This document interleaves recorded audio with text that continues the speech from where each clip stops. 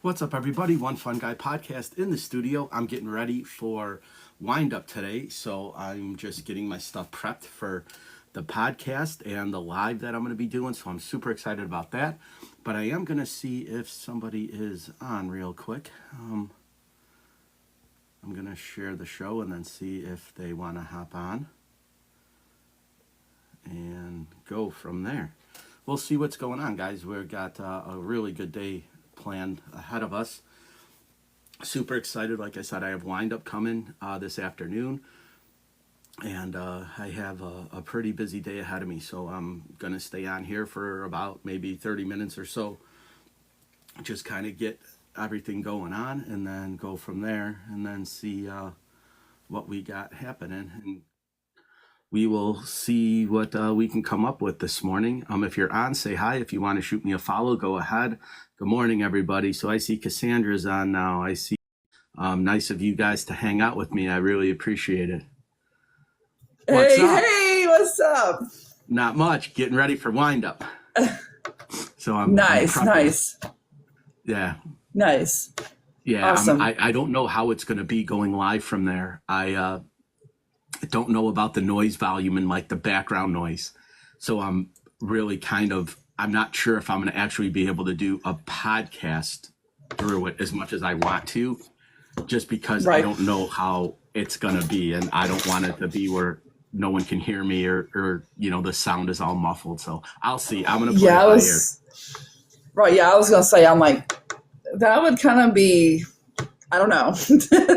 Yeah. But, yeah. So I'm wondering though, I'm thinking they might have like boxes that are set up or booths for podcasting, because I've seen like online that they said that there were going to be like 4 or 5 people podcasting, but I don't know if that's like in a separate area or if they have their own like hotel room or if like anything. So I don't know like what's going on with that. I haven't really seen, anything until I get there. But the thing is I don't know what to bring, right? Because I'm hoping they allow like backpacks or like, at least like sling packs, so I can kind of see, if I can come in with it. I don't even know like what they're going to have. So I might just at minimum just have my cell phone. So I don't know. I'm going to see. It's my first one. I've wanted to go for the past 2 years, but I've always worked on the days that it was, and I couldn't take off to get it.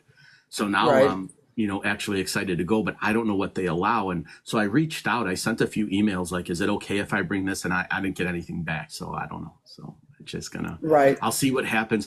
And I told everybody last night that I was going to try to podcast from there and kind of explain the situation. So I hope like nobody's like upset if I can't do it. I don't know, but at least if I get anything out of it, hopefully I can network enough people to try to come, convince them to be on my podcast. So that's kind of my main goal, is to see who I come across.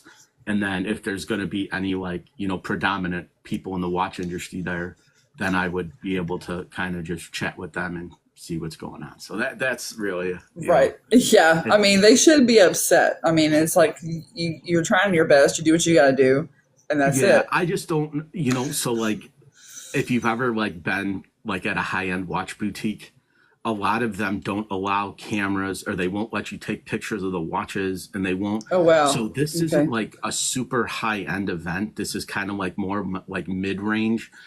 Probably the most expensive watch there is probably going to be like 3,000 or 4,000, which, is still pricey, but it's not like where you're into the Rolex realm of 15, 16, 17,000, or, you go into the like Cartiers and the Pateks, and where they're, 70, 80, $90,000, because they won't let you take pictures of any of the stuff in the thing. So like, I'm assuming that this is not going to be the case, but I'm just kind of like, it's just one of those things where it's like, if that were to be the issue, I just don't know if I'm going to be able to. So at least I could send a message out to say, hey, I tried, or something like that. But I just don't want to bring too much, right? So I don't want to bring all my podcasting equipment with me. So at the least I'm going to bring my iPad and my phone and just kind of see what happens from there.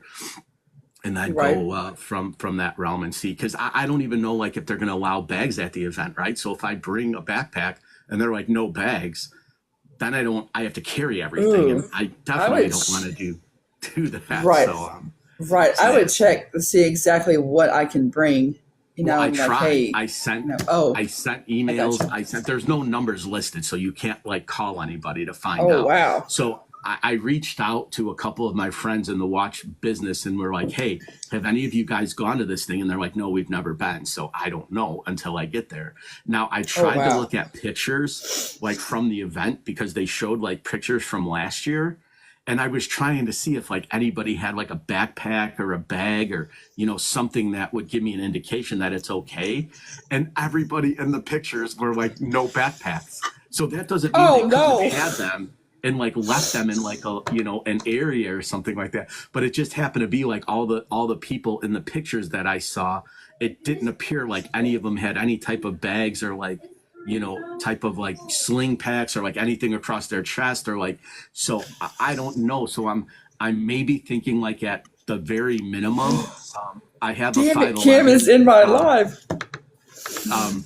I have a 5'11", like kind of like tactical like thing, but it kind of looks like a fanny pack. So you could put it around your waist, but it's more like a sling.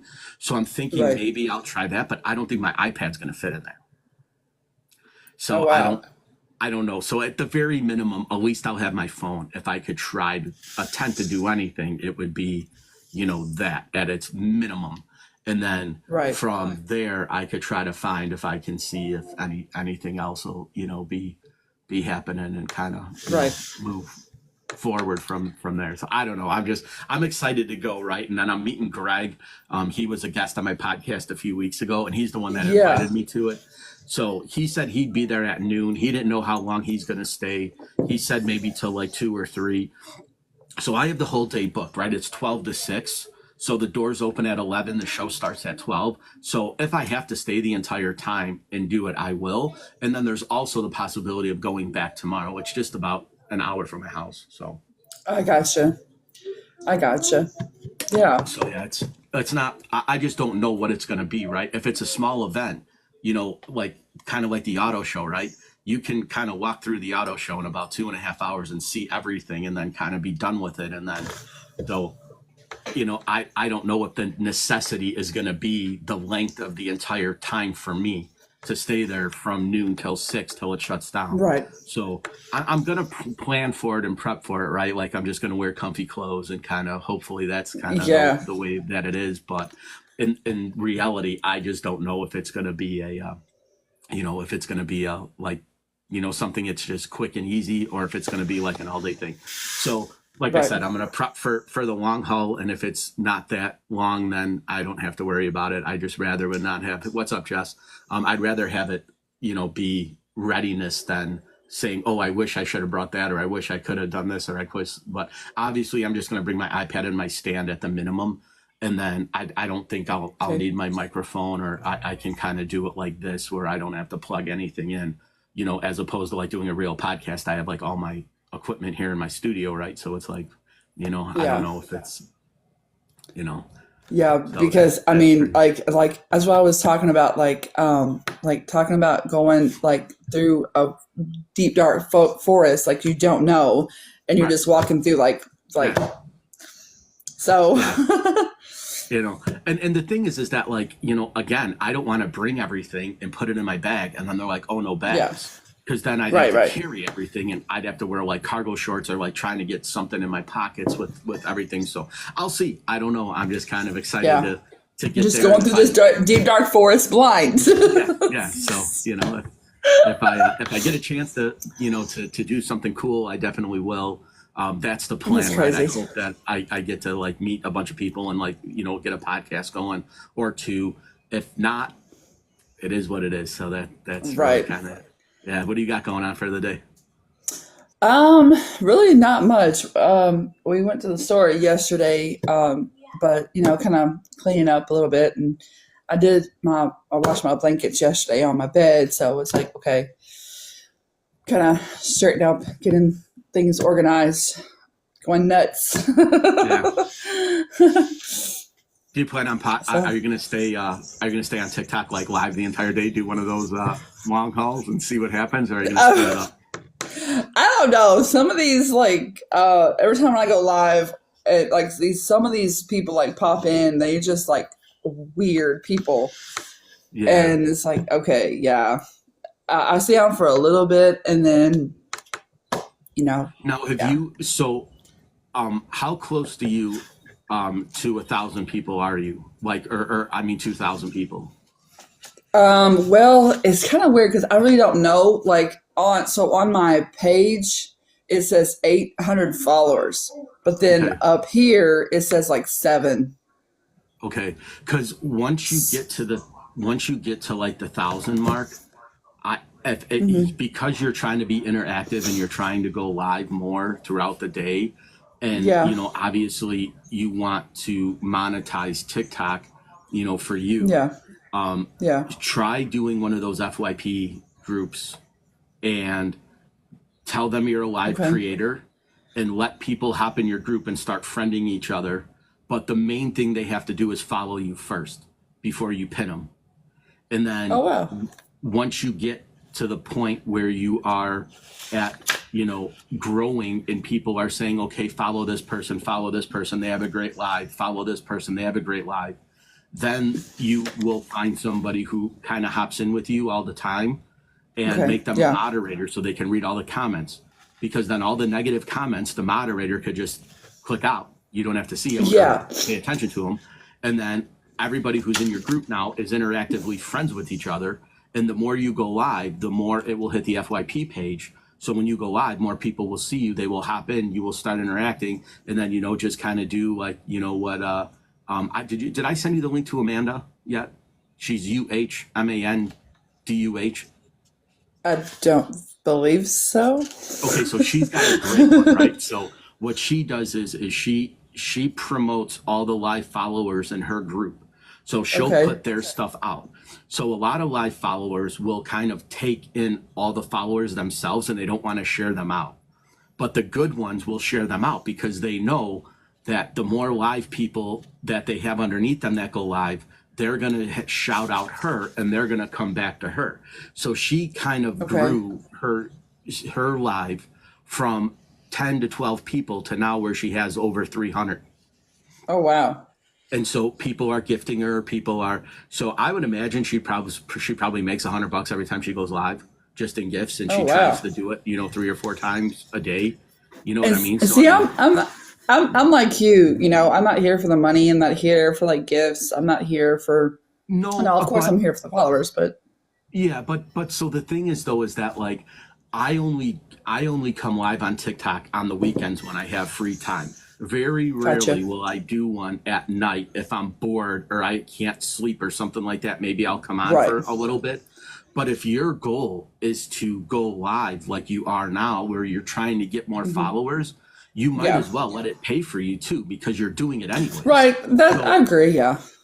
that's the difference. So if you just came on live for 10 minutes just to say, hey, I'm making my morning coffee, how's everybody's day going, I'll catch you guys later, and you're only kind of promoting it. But I mean, if you're going to stay live for an hour in the morning and then go live for a midday live and then go live Right. at night, you might as well start hitting the FYP page, because then that's just extra cash in your pocket. Even if you make $20, it's $20 more you didn't have at the start of the show, and all you did was hit the live button and talk to people. Right. So Yeah. Yeah. it kind of just, and then once you get to the point where, you're in that stratosphere where you're starting to make 40, 50, $60 every time you go live. If you, like I said, if you did that twice a day, that's $120 a day. I mean, at the end of the That's week, nice. that's, an extra $600 that you didn't have prior to that week. And not all weeks are going to be the same, right? So it's not like it's going to be, Yeah. but I don't go live that much to even consider doing that, because when I go live, it's only usually for about 35 or 40 minutes. And then on top of that, I don't really, promote anything, right? I don't have a TikTok shop yet. I'm in the process of getting one. TikTok invited me to join it. So I'm going Oh, through, but I nice. can't open it until I hit 5K. And like Right. I said Okay. yesterday, I don't know what was going on with TikTok, but I lost 35 followers. I had 400 and Yeah. You were not, saying that. Wow. yeah, I had 497 followers, right? So I was like, this is awesome. I was like only 13 away from hitting 5K. Then when I checked it last night, I was back down to like 49, 31. And I'm like, okay, what happened to the 40 people that just kind of disappeared, right? They just didn't magically unfollow me. I don't know what's going on. So it's just the whole algorithm of TikTok. Yeah. So I was like, I was so close to hitting the 5K. And then as I started like getting to that number, I was at one point, it was only like I was 3 or 4 away. And then I dropped down to like I said, 97.41. So now I'm like, I was, 59 people away now. And I'm like, I was literally like right there. And so I don't know if it's just them trying to, take away from what you're trying to do or whatnot, but and not that I'm like I said, it's not that I'm trying to monetize my podcast in any type of way right now, but if I was able to hit the TikTok shop and start getting products that help TikTokers, right, and help podcasters, that's what I want to do, right? That's my main goal. Yeah. So, I want to start, I could really kind of care less about shoes and clothing and stuff like that. I want to get into the electronic side of things, right? So I want to have, microphones and earphones and earbuds and things like that, all the electronic stuff that would help a podcaster. And you'd be really good with selling hats too, because you're a hat guy. and I'm a hat guy. But honestly, I've looked at the TikTok hats and there aren't many that I would really kind of get behind, I was going to say, like, no, you wear some really cool hats. So I wear hats like, so this is like my ITS hat. They're ITS Tactical. They make a bunch of like, tactical stuff in the community, but they're mainly known for their lock picking accessories. So they really try to like niche that market where they give you like locks you could practice on. They give you the tools to pick locks. They give you tools to get out of like, emergency situations and stuff like that. So they're a really cool company. And they also have really good medical equipment. So like when I travel, I always carry the ITS first aid kit in my bag when I travel, just because you never know what'll happen, and you'll need it. Right. So like ITS is like a company that I get behind. So that's what I said last night, right? When I wear hats, like I could care less about sports franchises and I could care less about putting money into their pockets. I'd rather put money in the businesses that I actually use and like and enjoy. Right, I agree. So that's kind of where I'm at. So, as much as I love Under Armour and I like Reebok and I like, Adidas and Nike, like I have their stuff, but, Nike doesn't need my $20, but a local company trying to, keep the doors open does.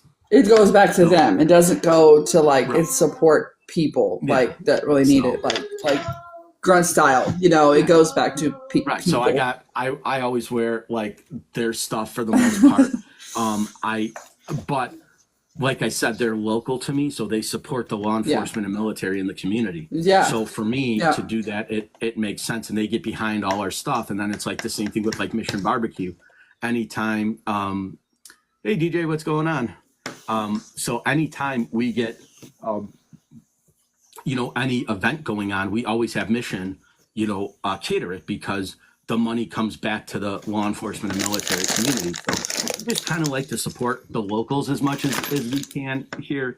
Right. And so, like I said, it's not like, I'm the first one that's not going to say I don't go to McDonald's and buy, a burger or something, but like, if I can go somewhere local, and get, a coffee, I'd rather go there instead of Starbucks, right? Like I'd rather go to a local coffee shop where their money matters. And like I said, I'm not saying Starbucks isn't good, and I'm not knocking Starbucks because I love their stuff too. But they don't need my $7, but the local person does. Yeah. And I would agree. My daughter likes Starbucks too, but I'd rather put it to somewhere where it's like going back to the community and helping the community. Yeah. And so that's kind of where I was kind of ranting last night. I had a bunch of people on my second live last night, and I was just kind of I heard you. I was, and it's just so weird. And then like Haley, so Haley's another one. I will send you her link. Haley's another good FYP live person. She's very interactive and she's very good.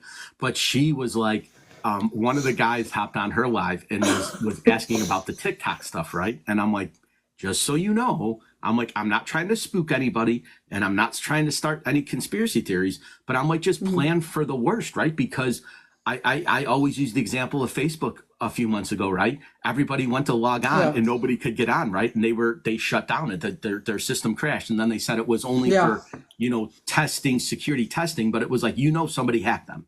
That's why they did it, right? Oh, yeah. Somebody infiltrated them and got into their systems, and they shut it down until they could figure it out, right? So they're a multi-billion-dollar company. They got it fixed within an hour, right? But they got hacked, and they didn't want to come out and say it. But you know for sure that's what happened, right? That was when Vegas was shutting down with all those cyber things where people were hacking into the hotels and the casinos and the gaming machines and stuff like that. So you know one of those guys got into Facebook. That's just absolutely. So that's my only concern, is that, like, if Facebook shut down, what would you do? How many friends on Facebook are your friends in real life, where you have their numbers or you have a way to contact them? And that's all I'm trying to say with the TikTok community. Start an Instagram page. It takes 10 minutes to set it up. Link it to your TikTok. And then that way, if you ever can't get on here, at least you have a backup plan. And that's kind of all I'm trying to promote. I'm not trying to like make it a scare tactic or tell people TikTok's going to go away or, you know, but if it does, why? It's a possibility. Right. So so me and Haley were talking about it on her live, and she's like, well, what are you talking about? And I was like, don't you like read articles about like stuff like that? And she's kind of like, no, I'm like, yeah. And I was like, so obviously, you know, I follow a lot of the government stuff on Instagram, right? Like in the Senate and in the Congress. And again, I'm not totally Republican. I'm not totally Democrat. Like I stay in the middle. Like I kind of keep an open mind. But both sides of the parties, the Democrats and the Republicans, are both for letting TikTok sell their company to a US-based company to keep it in the United States. They both agree. So when Republicans and Democrats this day and age agree on something, it is colossal, right?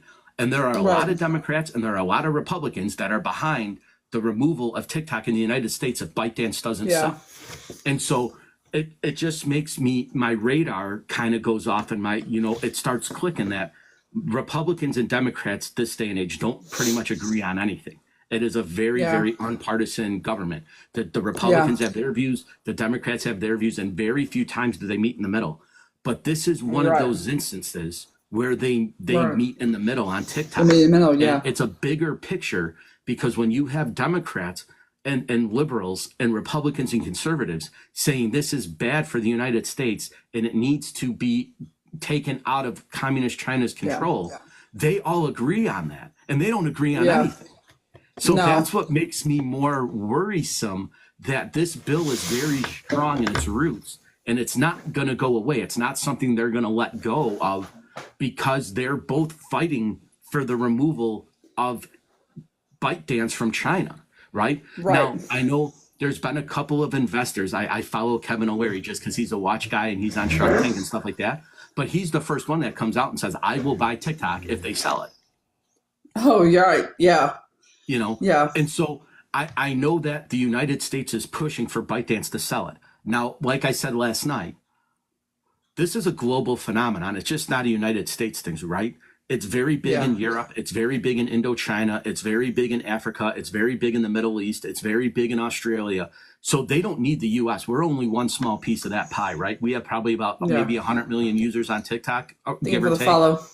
That doesn't do anything in the grand scheme of things, right? 100 million followers on TikTok is not going to matter. That's like losing 10 of your friends or 10 of your followers, right? There's billions of people on this app. Losing 100 million of them isn't going to matter. Canada's still going to go with it. Mexico's still going to go with it. The only person it's not going to be involved in is the United States, right? So it's not going to shut down in China. It's not going to shut down in the Middle East. It's not going to shut. It's just going to not be here. So that's all I'm saying, is that like people should be more cognizant of trying to get a backup plan going in case it does happen. At least you don't lose all your friends and your contacts. Right. Yeah. Because I follow a lot of veterans on here. You know, and like I said, I'm not saying everybody's got to give their phone numbers out or their personal emails out, but what does it take to create a Gmail? Like 30 seconds? You just type in a name and it pops up. So at least you could link that in your bio, and people could say, okay, maybe if this ever happened, at least I'd have a lifeline, right? So that's why I link all my stuff in my bio. I do it for attraction, but I also do it for safety, right? Because the people that are friends with me on here most of them are friends with me on Instagram. So it just makes it easier to stay in communication with them and not lose a possible friend, if you don't feel comfortable enough giving somebody your number or, your real email, create a generic one. And so. Right. Yeah. Because I've made a lot of friends on here. Right. Yeah. That I take to heart. And it's like, okay, I would rather not lose a friendship. Right. Yeah. Exactly. So, yeah. Yeah, so that's, and it was it. So I kind of went ranting last night for a little bit, and then, it was just kind of I'm like, wow. I realized that it's, it's not for anything, but it's just, so many people, I think, when you start talking about it, are like interested to hear about it because they don't know, right? And like I said, I don't follow politics like across the board, but when certain issues pop up, and you realize that like it's a bigger issue than like what they're letting it out to be, like that's what draws my attention, right? And so for me, that was it, right? When this bill got passed, hey Steph, when this bill got passed through Congress and it was an overwhelmingly amount of yays instead of nays, that meant something to me, right? Because a lot of bills don't do that, right? It's very weird that, it's a bipartisan kind of thing where they are both on board to get this away from China, and China says we're not giving it up. Right. Yeah. So, yeah. But who isn't stalking? Who isn't saying like looking at us? If you don't think for a second Facebook isn't spying on you every second of the day, you know what I mean? So I think they're using the wrong part of it. I think it's just the U.S. trying to be a global conglomerate and saying we are tech strong and you're going to sell it to us, and China saying no, we're not. Yeah. So, and again, it happens to be the reality of the situation we're in. And hopefully it doesn't go away because it's a great networking tool, right? It's a great way to meet people. It's a great way to interact with people. So I hope it doesn't go away. Like, I'm not pushing for that. I'm just saying be prepared, right? Just be prepped in case you go to log in one day and you can't. Right. Or most people stay logged in and they just kind of go, into their page. Well, what happens one day if it says page is unavailable? Right. I would definitely have a backup plan. Definitely. So, yeah. That's kind of the way that I'm making it. And like I said, I don't want to sound bleak or grim about it, but it's just the reality we face. Reality. Most people are ignoring it until it's too late. And then they're like, oh, I wish I would have done this, or I wish. So my message is start now, because if it never goes away, we'll never have to worry about anything. So it's not even an issue. But if it does, at least you have something. You have a way to go to Instagram and say, okay, my 50 best followers on TikTok are also on Instagram. I can stay in touch with them. Right. True. So. Yep. But yeah, so that's my little quandary about little rants. But going back from what I was saying about Haley's live is that it's a very interactive live, and that's what the topic was the other night when I started saying about it. And so Haley was like, "Do me a favor and make a live video about that." And I was like, "I already have. Like, go back in my feed. I made it like a month ago when it was, or 2 months ago when it was like in Congress." I believe I saw that. Yeah. Yeah. So. And again, like stuff's like politics again, right? And again, it's not, like I said, it's not a Republican, it's not a Democrat thing. It's just when both sides agree that this should go away, the alerts should start going up. Yeah. That, like, okay, this is more serious than just a conversation they had. Like, this bill passed and it's going to go in front of the Senate. And if the Senate agrees that we're not going to be a part of this, if they don't sell it, it's gone. Mm-hmm. So it's not really about politics. It's about having a plan B for this app. Politics are a side of it. It's just, I, have like, so Steph, I'm friends with her. I'm friends with you. I have you guys as connections outside of this app, right? So, Instagram and all the other stuff that are going on. So I would be able to contact you guys if TikTok ever shut down. But there's a lot of people on here that I follow. And I'm friends with. If it ever went down, I would have no way to get hold of them anymore. Yeah, right. That's true. So that's kind of, it. So that's, it's just, again, I'm not trying to go. Can we talk about? I like to hear you ranting, because it's a different side. Yeah, and it's not ranting. It's just being prepared, right? No. I know. My rant was last night about.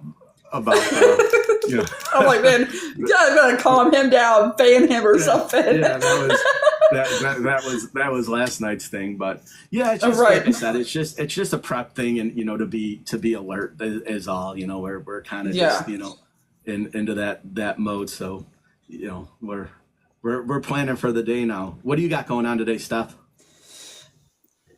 But yeah. Stephanie sent me a message. She goes, "Can we talk about happy, fun things like breakfast?"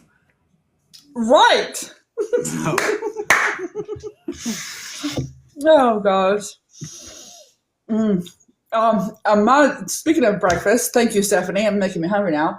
But I don't usually eat breakfast, but my daughter wants like Dairy Queen breakfast. She likes. I'm like, okay. So. yeah, I'm not a breakfast person either. I just drink coffee in the morning, and that's usually kind of floats me until lunch, and then sometimes Yeah. I don't even eat lunch. I just kind of forget about it, and then I'm like, oh, I'm not. Right, yeah. And now every once in a while, like when I don't eat the night before and then I wake up Yeah. like super hungry, then I'll eat. But Right. it's like, Yeah. Steph You says know? she's got hair and family reunion. And family reunions, is that a good thing or a bad thing, right? Because some family reunions it can go don't either so way. well. It can go good or bad. We used to have family reunions when I was a kid, and it was both sides Yeah. of the family would show up, and they were so much fun. But it was, it's just, I know a lot of times the one person shows up and you're like, what is he or she doing here? And it's like, Right, yeah. Yeah. Courtney, what's up? Yeah. So family reunions, like I said, most of the time they're fun, but every once in a while you get that one wrench in the system. So not Yeah. too much Oh, drama. yeah. Okay. Yeah. Yeah. You're good. Well, that's good. It's like she has no much, but like, man, my family, actually, it's my mom's side. Oh, Lord. It's like there's one person that just like hears everybody what they say and then they just Right. pass it along to everybody else. I'm like, Yeah. seriously? So it's crazy because like obviously small towns kind of understand like what I'm going to talk about Yeah. in this, but all of my family, my mom and my dad and all sides of their family grew up in one area of Chicago. They called it the Patch by Grand and Ogden.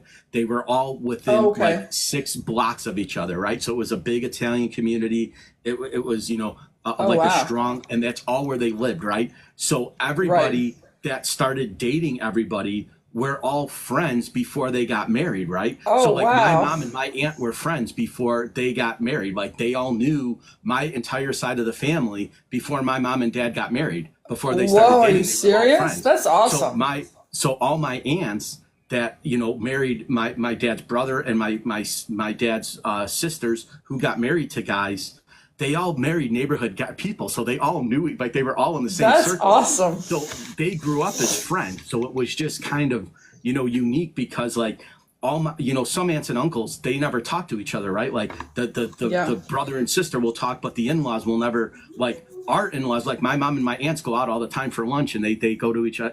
They're still all friends. So That's it's just awesome. unique that like growing up we never had any of that because they all knew each other, right? There was all friends of friends and families of families, and Right. the people who weren't part of the families that were friends knew those parts. So like they grew up almost as close as brothers and sisters because they were neighbors or they lived across the street or whatever. So at family reunions, all of them would come too because they all knew the family. So it was just kind of Right. cool that it was like a neighborhood reunion, almost like more than a family reunion because they all lived within like 6 blocks of each other. And that's really good about like a small town. Like I grew up in a small town, and that's I totally get it. Right. And so having like that neighborhood community within a big city, right? Chicago's a very, very big city, but that small community within the city known as the Patch is where like all my family was from. So small town people can kind of equate to what I'm saying because everybody knew each other and they all married each other and they all were friends with each other and they all kind of stayed close to each other. So that's Steph says, so where I'm in a small town, everyone knows each other. And if you're not careful, you might be related. Right. That's true. Yeah. That is true. But like I said, so all of my family reunions as a kid were huge, 200-300 people. because it wasn't just the immediate family. It was like a Like, block Crew, what's party, up? right? It was everybody in that neighborhood all came because they all knew each other. They all grew up together from the time that they were 4 or 5 years old. They stayed friends all the way through their 30s, 40s, 50s, and 60s. You know, my dad still had neighborhood kids that he was, you know, friends with, you know, 45 years later. So it was just like Right. a big family kind of type community. So it was always cool, right, to meet, you know, this guy. So yeah, so my Yeah, mom but has a sister, and they live in Florida. And my dad's side, he was 5 in the family, and they all stayed here. So all my cousins and all my so we have a huge family on both sides. So that's the Italian family. yeah, right. So Yeah. Yeah. It's really, it's like the big city doesn't get it. Like they don't get the connection. yeah, It's with a small town, you know, sometimes it can be just intimidating. It's like, man, everybody just knows my business. yeah, But it's kind of that nice, kind of like sure, aggravating niceness, if that makes yeah, sense, you know. right. And it's So, and it's the same thing, right, about being, you know, in a big city, but having like a small mhm. community, right? So like I grew Yeah, up in a town called Galewood, which was inside the city limits. So you know you have like your Rogers Parks, Humboldt Park. You know you have the you know the Loop, and you have so Galewood was just a small community. Montclair was next to us, and so it was like a community in a big city.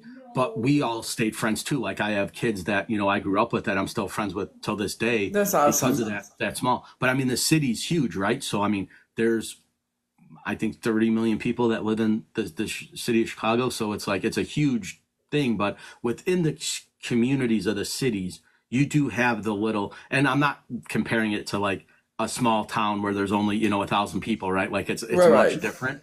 But the community in itself, that sense of community stays within your couple blocks. And that's kind of how, you know, it was growing up. And that's Right. like how my families were growing up when they were, you know, on you know, more towards the downtown area, but their area was all Italian. It was like a 6 block radius of, you know, all Italian immigrant families that came there, and they all kind of grew up, and their kids, my dad's generation all grew up together, and then their kids, you know, and then they started moving out. But my entire, almost my entire side of my dad's family, for except for my Aunt Ann, she stayed in the city, but all of them moved to Galewood. So all of Oh, my wow. cousins were all within 5 minutes of us. But, hey, that's awesome. That's awesome. Yeah, so yeah, the community has band together to raise money to help them since they're done. So yeah, that's kind of how it is, right? Like Yep. I think it's much Fundraisers and yeah, it's much easier car though today, washes. and that's what I say, like with the modern technology, like you know that's the one benefit of having you know a GoFundMe or like you know what I mean? Because back in the day, if you had a fundraiser, you went to church, right? You put it in the bulletin. Hey, so and so Yeah. needs help. This is you know Yep. help them out. You know, or Sure we're did. having a you know there were actually like newspapers that you were if you had enough money to put an article in the Hmm. newspaper, but most people went to the church and put it in the bulletin because your Right. community went to the same church. And so, you know, if Right. there was Yeah. somebody in need, you put it in the bulletin. Now it's one Facebook, you know, thing, and it sends out to thousands of people, and strangers Right. that you don't even know come across it, and they'll give you $10, you know. So it's Oh, yeah. kind of nice in that Usually, regard, but it's usually the strangers is the one that comes, you know, for us, whereas like family is like, well, I yeah, don't have it, you know. right. So I mean, yeah, you know, And yeah, or we and do I like think car washes yeah, and to I think help. the understanding is you know when you rely on your friends and family, you know, I think they come through Yeah. when you need it. But when it's little stuff like that, they're like, I just don't really have it, and it's you know. Right. Right. Yeah. Yeah. Yeah. But That's true. yeah, I think you know, in the grand scheme of things, though, I think that like a small town community, you know, is a little bit closer and a little bit stronger, and you know, much more of you know, because we experience that now, right? Like we live in, you know, our city still has 20,000 people, but like the people in our community are like we all know each other, we all wave, we all you know, hang out at the Oh pool, we all yeah. kind of so it's Oh much yeah. more.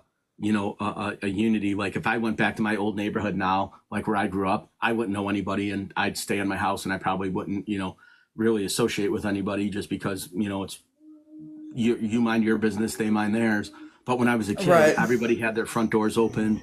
the windows were always open. Yeah. So you could, if you had a friend that lived, next door, you could yell through the window and hear them and they would hear you. And it was like, Right. And now it's just like times have changed, just like, Right. Now you lock your doors and you don't want anybody to come in. Right. And I carry something with me on my shirt, under my shirt here, and I go out. And, it's like, we never used to do that. But I have to. Yeah. Steph said where I come from, people have the hometown feeling, but she says they always come because of the beach. And then she says they hear us yelling at their families. They're like, are they yelling? And I'm like, we're not yelling. We're just talking really loud. Now, I can be loud and obnoxious, and everybody thinks that I'm yelling at my kids. I'm like, no, I'm not. Yeah. I'm loud and obnoxious. Sometimes you got to let them know who's in charge, though, right? That's right. Right. Yeah, I think so. Being loud by nature, I think that's kind of everybody's thing, because I'm always the same way, right? Like I'll talk over anybody if I have to, right? And some people will always nudge me and be like, "Hey, you're talking loud." I'm like, I'm having a good time. I just know when to jump in because I can be the same way. Yeah. So I think that's kind of everybody's, Yeah. So yeah, that's fun. So, are you gonna stay live, or are you gonna? I might stay live for a little bit, and then just talk about, because I usually do like encouragement, like morning times, and then I'll just like hop off, and then in the afternoon I'll go live again. Oh, thank you, Steph, for the follow. But usually in the evening though, it's like really slow. There's like hardly anybody on, and so I'll just go like in the morning and in the afternoon. Okay, give us some words of encouragement. We could all use me right now. Yeah, come on. Oh my gosh! Jeez, thanks, buddy. Well, what I was talking about before you came on is almost what you were saying. Like I have to go through what I was saying here. Kind of, what was I saying? Hold on. Like, they want to like manipulate, and people want to manipulate you and, trick you into doing something.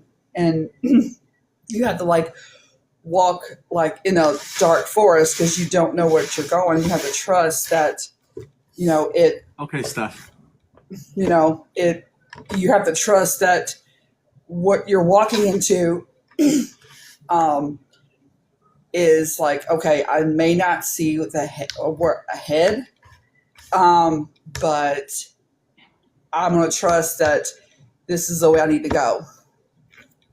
It's like what she was saying almost. Like, you don't really know what you're doing. Yeah. You may not see ahead, but you got to trust that it's the way you need to go. Yeah. And so if it's the wrong way, you turn around and you go back, right? Right. You can't fix it, right? There's only one way in and one way out. That's true. That's true. Yeah. So that's kind of like I always kind of approach life like that, right? Like I always say, you can't change the past. You can only live in the now, and you can hope for the best for the future. So there's no there's no instance. I can't change what happened yesterday. As much as I want to try, I could maybe make some things that will not put me in the position where I was in yesterday. So I can alter my stance on certain things, but I can't go back and fix it, right? So any mistake I made yesterday is never going to be rectified. Right. Because I can't go back. But at least I could change my mindset to say, okay, I did this and I should have maybe done this. So now it's a tool in my box that next time I would know not to do that again. Right. So that's my philosophy on life, is like, don't dwell on the past because you can't change it. You can't. Well, you gotta do the Lion King version. You missed it. Right. You gotta put. You can't change the past. You gotta put the past behind you. Yeah, and that's really it, right? I mean, there's people that will literally live in the past, right? They like their Yeah. life now is, and it's like yesterday is gone. You're never going to get it Right. back, no matter if it was the greatest day of your life or the worst day of your life. It's just a memory. You can't fix it. You can't change it. So you have to use what you did, right? So if you went on vacation and you had the best day of your life, focus on what got you there, right? Was it your hard work? Was it your dedication? Was it your willingness to prepare and plan and prep for this awesome vacation that you came back from, right? Because you can't go back, right? If you were in Europe yesterday and you flew back to the United States, you're not going to be able to go back, right? But if you focus on what got you there in the first place, then you can start prepping for the next one, right? And make it a bigger and better trip. So that's the difference. And if you had a crappy day, right? If you were sad or you were hurt or somebody said something, yes, it might affect you, but it's not going to change what they said or what they did, right? So you can use that and say, listen, yesterday was gone. That person's out of my life now, and now I'm moving forward. Or are you going to continue to keep talking to that person that keeps putting you in that same situation? You have to change it yourself. So, I just look at, it's a mindset thing, right? And so that's what I always say. You can't change the past. You can only hope for the future. You have to live in the now.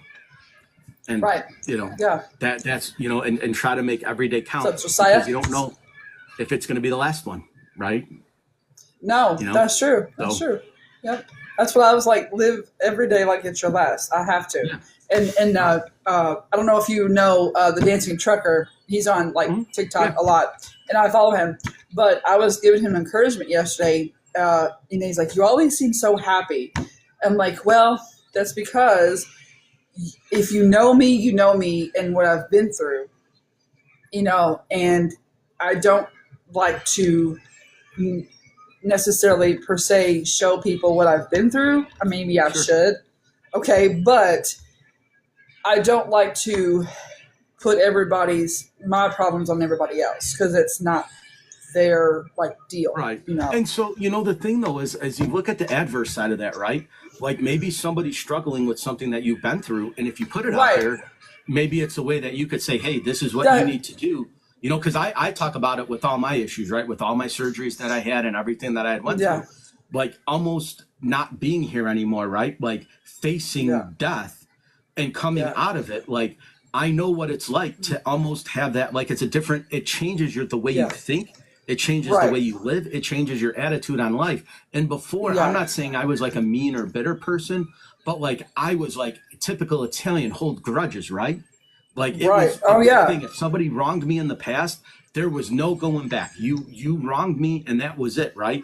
And now, like almost going to the other side, my philosophy and my attitude on life is completely different now, right? If somebody wronged me in the past, I'll say, hey, listen, I forgive you, and maybe they were having a tough time in their life, right? Or maybe something else was going on. So now I'm a lot more forgiving and I'm a lot more approachable. And for me, I'm not saying that going through what I went through was, beneficial, but that was one thing that changed me about before, right? Like I would remember if somebody did something to me, they were gone, right? It was, they were a figment of my imagination. Now it's like, why did you do that, right? Like, why did you say the things you did? But now I'll just ask, right?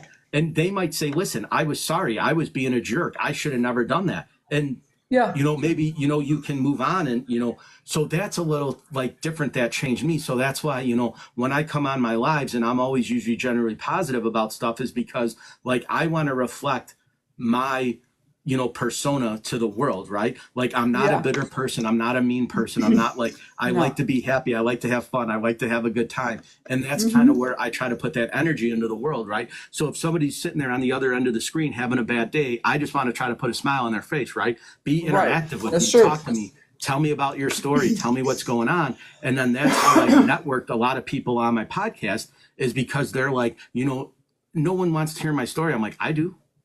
Tell me your story. I'll listen. I'll, and I do. And I'm like, that's a great, attitude towards things and that's how I think you were on the other night when Beth was on, right? I believe so. And she's Yeah. like, I'm battling brain cancer. And she's like, I don't know how much time I have left. And we were supposed Wow. to talk Yeah. yesterday. And she texted me and said, hey, listen, I had a bunch of seizures. Can we talk Yeah. on Sunday? And I'm like, yeah, absolutely. But like Yeah. her story of like, getting through multiple surgeries and getting chemo and still being live Yeah. on TikTok to talk about it, like, is pretty amazing, right? Because most Yeah. people Yeah. at that point don't fight anymore. They're just kind of like, I'm ready to go. I accept my fate, Right. and I'm ready to cross over. And Yeah. she was like, I'm not ready. I'm going to keep fighting. And like, how awesome is that, right? Yeah, And you she's a hear warrior of for like, sure. right, you hear of all these athletes being strong and like being like, but somebody like that is 20 times stronger than Oh, any yeah. athlete in the world, right? Their Oh, yeah. mindset is completely different. Their attitude, their will towards life, like, and that's what I love, right? Like, that's empowering to me. Yeah. So, I told her, I'm like, whenever you're ready, we'll talk and we'll get you on the podcast as soon as we can. And she told me, she's like, hey, don't be mad. She's like, sometimes I forget, or like I'll be talking and I'll forget what we're talking about. I'm like, I got you. I'm like, I'll carry you Yeah. through the entire way. I'm like, I just want people to hear your story because it's pretty amazing, right? Because most people, I Right. think, would have at that point said, I've had enough. I'm just ready to go.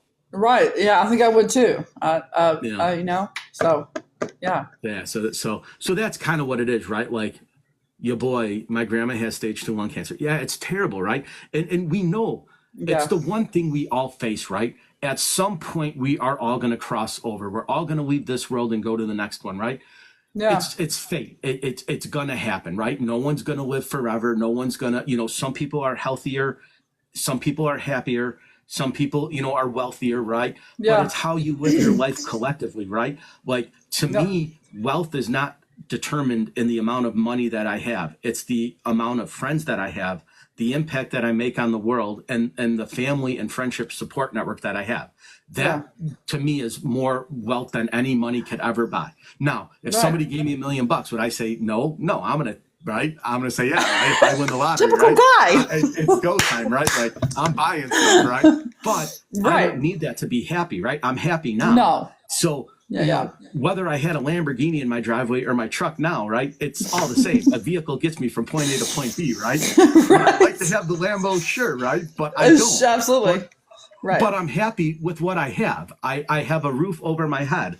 I have, a family support system. I have great friends. Like, to me, I'm wealthy. Like, that's wealth to me. Oh yeah.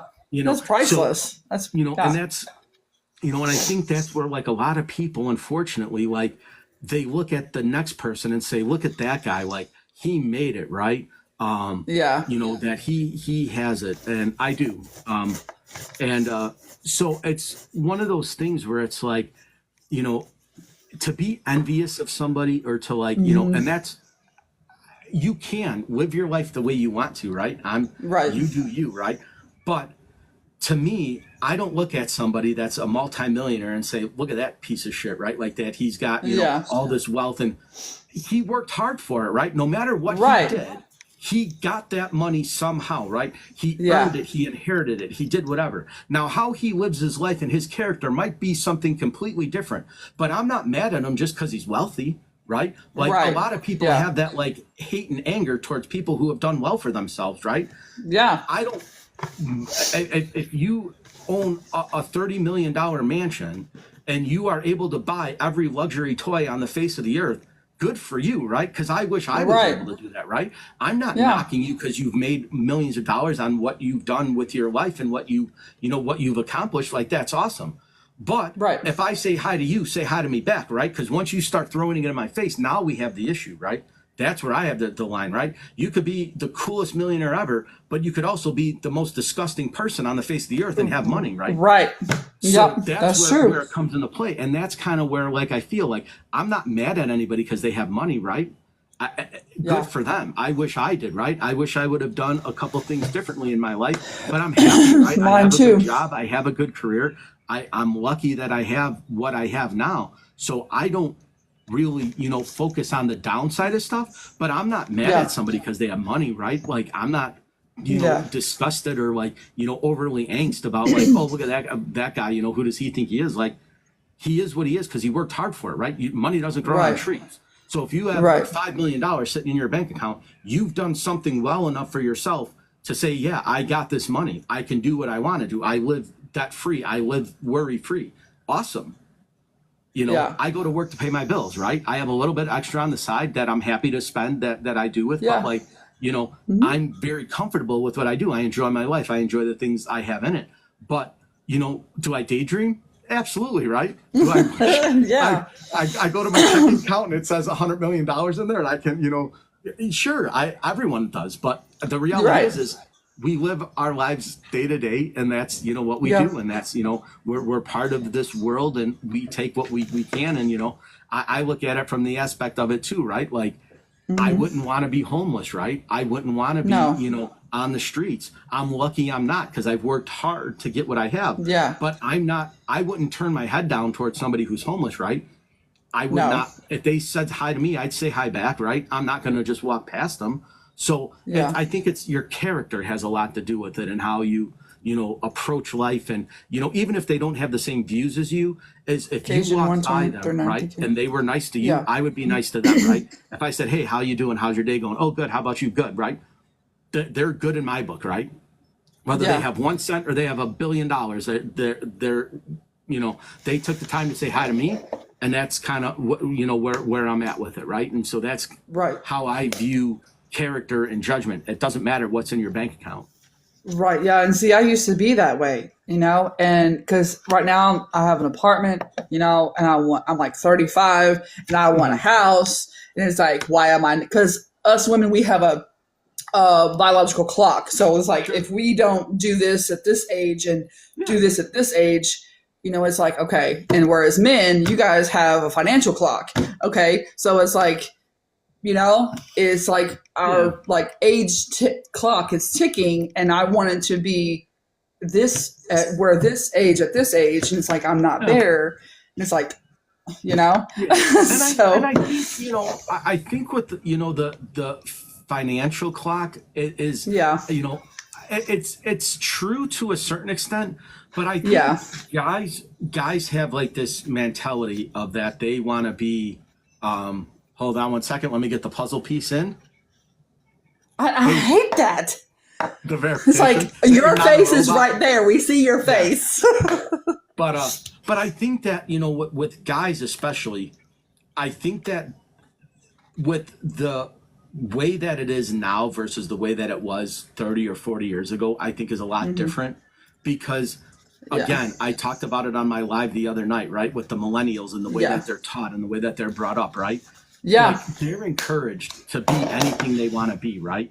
And I was joking around with I forgot who was on my show, and we were kind of talking, right? When I was in grade school, right? And the teacher says, hey, what do you want to be, right? And someone says, oh, I want to be president, right? You just kind of chuckle at him, right? It's like, yeah, right. Like this kid's going to be an astronaut. This kid's going to be, so, when I said, I always wanted to be a professional athlete, like, I kind of chased that dream, right? I went after it. I didn't make it. I came close, but I didn't make it, right? But I think that nowadays, if you did that and a kid said, I want to be, a pilot, or I want to be like, they would be encouraged. Like, no one would chuckle at that kid, right? No. Back in the day, you would, right? You're like, this kid's going to be the president, right? You kind of like make fun of it. But I think the encouragement now is the generational gap is be your own boss, be an entrepreneur. If you have an idea, come up with it, right? Go do marketing, go do finance, be your own boss, work for yourself. I was taught join the labor force, right? My dad always told me, get a good job, get a pension, retire. There was no entrepreneurship. There was never be your own boss, start your own business. There was no encouragement on that end, right? And I wish there was, right? I wish but my dad didn't know any better, right? He worked for the city his entire life. Like, that's what he knew, right? So he had a different mindset as telling kids what to do, right? So that's the one thing I love about parents these days, right? They're like, go to YouTube, right? Go to TikTok, put yourself out there, see if somebody sees you, try to become famous, right? Like, they get that encouragement all the time. We never had this. I sat in front of the TV and played Nintendo, right? So this didn't exist. If you wanted to go out into the world, you opened your door and you ran to the park, right? And you kind of had but that's true. This is true. Allows you to put yourself out to the world, right? It's such a great networking skill, right? So at 13 or 14 years old, if your mom says, "Hey, hop on TikTok with me and I'm gonna, show you to the world," right? You don't know who's watching on the other side now, right? It could be a talent agent. It could be a TikTok, person. It might be an influencer, right? And they might say, "Hey, listen, there's something going on there. I think you really need to promote that," right? Like, look at Mr. Beast. He was making YouTube videos at 15 and 16 years old. At 21, he was a multimillionaire. Oh, wow. I didn't know what YouTube was until I got to college. Right. So that's the difference. The technology is here for these kids to utilize it and to grow and to mature into what could be, right? I wish I would have had somebody tap me on the shoulder and say, "Hey, listen, don't go to work for anybody. Work for yourself," right? You make your own hours. You make your own, you do everything. And I would have focused on creating a business, or I would have focused on creating. Now, it's never too late. I could still do it, right? But right now, I don't have the financial means to do that. I would have to go and get investors and people that have money to come and say, "This is what I want to do." But I have a full-time job. So how am I going to balance a business and doing something with working? So that's the difference, where these kids now at 17, 18, and 19 years old, they're being taught, hey, go into the workforce for yourself, right? Be your own boss. Whatever it is you're doing, work for yourself. I was never told that. It was always like, go to work for somebody else, let them pay you a good salary and get a retirement out of it. And that was, go entering the labor force, right? Was the only way to do that. Right. Be a blue collar guy, right? Right. And then I try to teach my daughter to do that, like in old school. She thinks I'm old school, but I'm like, no, I really am not. I want you to go out and get a job. That way, if you don't work, you don't eat kind of mindset. And then since she's been 5 years old, she's talked about serving our country. Well, something scared her, and she put it off and she's like, absolutely not. I'm not doing that. Now she's older. And I brought it up okay, hey, look, I'm just throwing this out there again, but hear me out. This pays for your college. And she's like, oh, really? Because she wants to be a veterinarian. I'm like, well, they have certain things in the Army that can help you with that. Sure. Okay. So you see what I'm saying? And yeah. So I'm just out there throwing her out on YouTube, Right.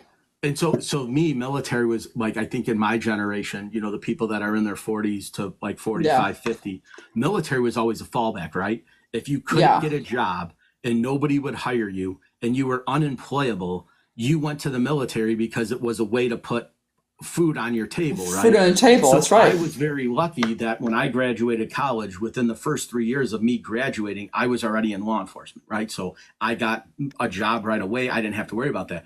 But if I didn't get that job, I want to know that. That's pretty cool. Yeah. So if I didn't get that, right? If I didn't go that path, the military was definitely there as a backup. At 23 years old, I would have joined, but I was able to get my career going relatively quickly. And I'm grateful for that, right? I'm very happy that, my life turned out that way. But the reality is that I think in my generation, military was a fallback, right? It was there in case you couldn't get the job or college didn't work out for you, or, you were looking at, a different career path, right? And again, I think it's kind of ironic now that my generation, when I was growing up, that's all you heard from the time you walked into kindergarten was college. From first grade to eighth grade to freshman to senior, it was college, right? And I think now a lot of people are saying, listen, you could go and spend $250,000 on a degree. It's a sheet of paper. It doesn't mean anything anymore. Yeah. So it's a weird, bizarre thing to wrap your head around, because it's college degrees matter, but they matter in the workforce of the field that you are. Now, I'm lucky that I got my degree in something that I can put to what I'm doing now, right? But there's a lot of kids that got degrees that they're just in a corporate job and it's not what they wanted to do. They never pursued their dream. They did it in school because they wanted to do it, and my buddy Jay is one of them, and I love him to death, but he got a degree in sports journalism, broadcasting, and that's all he wanted to do. Right. And now he's got a great job, but he works in the food industry, right? So it's a totally different path. It's what pays the bills, But right. passionately, when we were in school, that's what he wanted to do, right? Was be a broadcaster. I'm in Ahuja. Welcome. So it's a different mentality now. And I think a lot of people are starting to realize that, hey, if you're going to join the workforce, you don't need college, right? You can do it other ways and make just as much money. But if you're going to be in the corporate world, it's probably a good thing to have, right? Especially if you're going to do, be an attorney, be a doctor, be a judge, run for office, you would need that degree as a backup. But if you're going to go, work, it's better to get a union job right out of college. You're going to make 6 figures within your first 5 years being out, where a college kid that has a degree that can't land a job right away. Yeah. The kid that's in the union is going to make 3 times as much as him. Right. And see, I wanted to go into the Army too. I wanted to serve, and I didn't get to. I had my daughter at 19. So, and I'm I keep beating myself up because I didn't get to do what I wanted to do. Everything happens for a reason. Maybe the grand scheme of things was not to go into the military. So I had, when I was in high school, I was a sophomore, and I started talking to the military recruiters, right?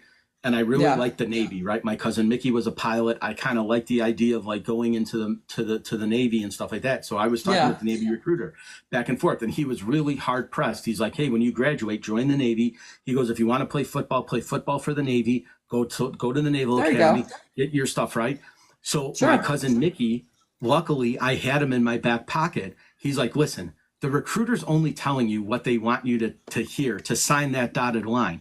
He goes, if you go to the Navy, he goes, you are never going to go to the Naval Academy to play football. He's like, they are going to put you in boot camp and they're going to put you on a boat. He goes, and you're going to do 2 years on the boat till you figure out what you want to do. And he goes, then they'll give you the option to do any of that. He's like, they're not going to let you go play football unless you sign a contract with the Naval Academy to play football. He's like, so don't listen to them. They're not going to draft you and then send you to the Naval Academy. He's like, so don't do that.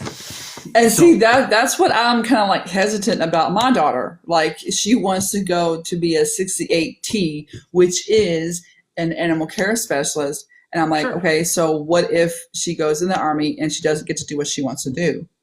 So, you see what I'm saying? Right. So the thing is that the military is they're going to put you where they want based off of your skills and your abilities, right? So if that's what she wants to do, she might have to work on a canine unit first, right? So she might be an MP, right? With a canine, with a dog, get familiar with a dog, then go into another thing, right? So they may or may not let her pick and choose what they want to do. So my cousin Mickey said, listen, he's like, if no school offers you a scholarship for football, he's like, then go to the Navy and see what they have to offer and see if you can get into the Naval Academy through the Navy. He's like, that is your backup plan. He goes, your primary plan is getting to college. He goes, get a degree, let sports pay for your school. And then when you're done with that, you can always join the military at 21 or 22 years old. They're still going to take you. He's like, and then you have a better chance of being an officer because you got a degree. So don't focus on football and school first, military second. He's like, so if nobody offers you a scholarship and no one's going to pay for your college, then the military is there. The recruiter's there. You sign the line. Well, my senior year, that all changed, right? So after my senior year of football, I started getting letters from schools, college, scholarship offers. So I started getting them. So now the military was like one step further away because every college, recruiter now was starting to like send me letters, show interest in me, start calling me, doing all of this kind of stuff. So the military kept going further and further away. Then when I decided on the school that I wanted to go to, which was Carthage, and I ended up getting a full grant to go to school there, I signed with them and I told the military recruiter, I'm like, hey, thanks for everything, but I'm not going to go that route. And he was like, yeah, no worries. Good luck to you, But he said the same thing. He's like, hey, in 4 years, if nothing works out for you, come back to us. And I said, sure, that would be. So I went to 4 years, graduated, got my degree, and I started working some odd jobs here and there when I got out of school just to do it. But like I said, within 3 years of me graduating, I was in my career field. So I never needed the military to fall back on because I kind of got what I wanted relatively quickly. So and there you I go. was very lucky because most people don't, right? Some people, it takes 5 or 6 years out of college to get the job that they want. I was lucky that it only took me 2.5 years. by the time I tested and by the time I got on, I was 25 years old and I was in the field that I wanted to be at. So I was very, very lucky that happened, right? But if it didn't, then the military would have been my next option. Then if that didn't work out for me, I would have went that route. But it did work out for me, so I didn't have to really worry about it. And that was, kind of the way it was for me. So, with that, kind of mindset, I think that like the military is good, but if your daughter is able to get a degree to go to vet school, right, and to go to college to become a veterinarian, take the scholarship, right? But if she doesn't and she can't afford school and you don't want to go into debt taking out loans, then that's a very, very good option. So, but be encouraging, right? Tell her that, she can do whatever she wants. She can be whoever she wants. Let her grow into the person she's going to become.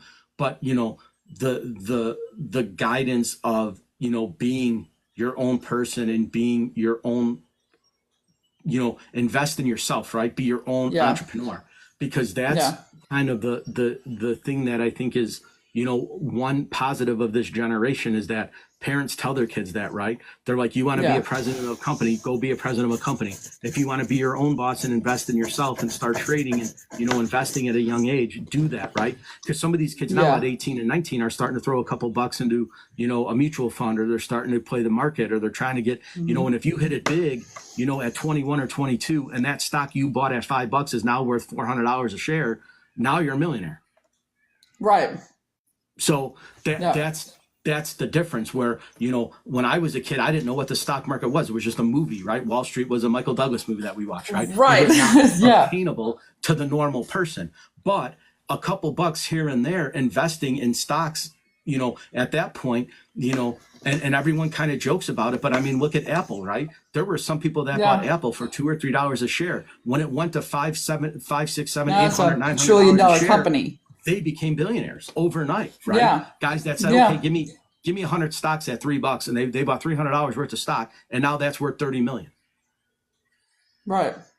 True. So you never know, right? And now, like, I'm the same way. I invest in all the cryptocurrencies, right? So I got Bitcoin, I have all the stuff, right? I buy it at pennies on the dollar, right? I put in $5 and I get 400 shares or 500 shares.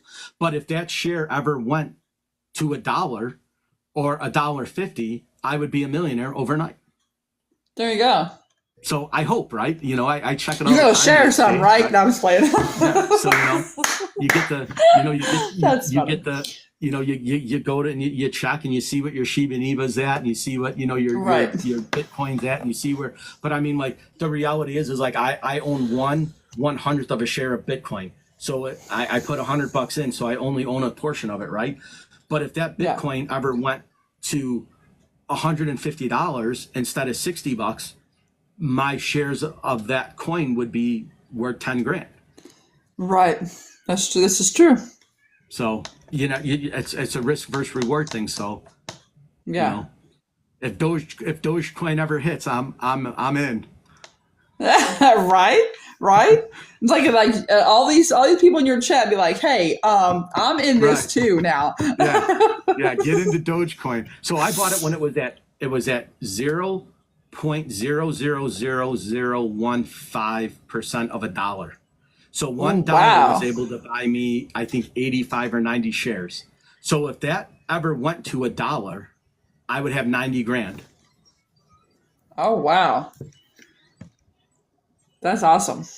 So that's, it's the pipe dream, awesome. right? Because it stays at 0.000015 for the past, however many. But if it ever hit and it ever went to $1, I would have 100 grand in that one. And if Shibu ever went, I'd have another. I mean, I could potentially have $800,000 or $900,000 in a couple bucks investment. Wow. Like I said, it's a pipe dream, but it's still a dream, right? Right. That's awesome. Yeah. That's cool. So yeah. Awesome. So I'm gonna hop off and get ready for wind up. I'll get on tonight with you if you want to hang out for a little bit. Yeah, right, Glenn? Yeah. Shiba, Dogecoin, a little bit of Bitcoin here and there, because obviously Bitcoins are like $60,000 a Bitcoin now. I think it's what it's flown at. So, but one day, right? You hope that it hits, and it's like winning the lotto, right? Right. But yeah, I'm gonna stay on here for a little bit, and then I can hop on with you tonight if you want to. All right, cool. Yeah, Doesn't let's matter. do that. I don't know what time I'm gonna be home, so when I get on, I'll message you on here. Yeah, awesome. All right, sounds good. See ya. All right, bye. Bye.